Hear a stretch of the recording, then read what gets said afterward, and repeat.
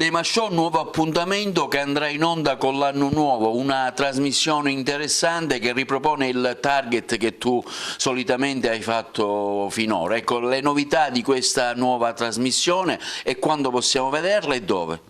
Sì, Dema Show diciamo che è un appuntamento nuovissimo, originale per alcuni punti di vista e lo vedremo ovviamente sulla rete di TVA dalla metà di gennaio in poi, saranno 16 puntate, ma la diversità delle altre volte è che negli anni precedenti abbiamo visto cantare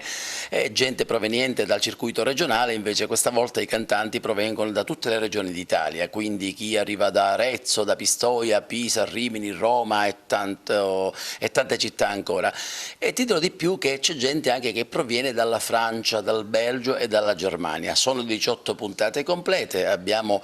tanti gruppi, uno tra i quali è molto importante perché l'ho voluto personalmente io che sono i Fiori del Mandorlo di Agrigento, quindi ho voluto risaltare un po' il folklore agrigentino lì a Roma assieme alle Maggiorette di Pomezia. Ho avuto questi due gruppi diciamo come ospiti, ma tutto il resto sono dei cantanti che provengono diciamo da tutta Italia.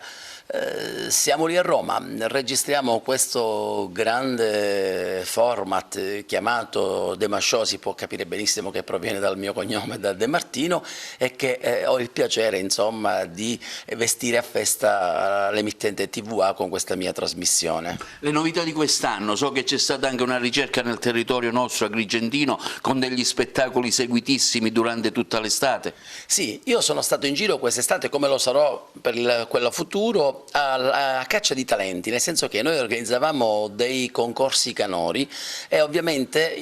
senza effettuare nessun tipo di provino chi vinceva la trasmissione accedeva per diritto a questa trasmissione, anche perché io ho reclutato sì tanti giovani talenti, però è anche vero che se ne scrivono da tutta Italia. Pensate, i numeri sono astronomici veramente, sono numeri davvero molto alti e quindi si deve fare una cernita abbastanza ponderata, attenta, però per diritto chi vinceva, chi ha vinto in questi festival che abbiamo fatto, e sono stati come dici tu davvero tanti, accede per diritto alla trasmissione e già si sono esibiti che li vedremo anche qui a TVA.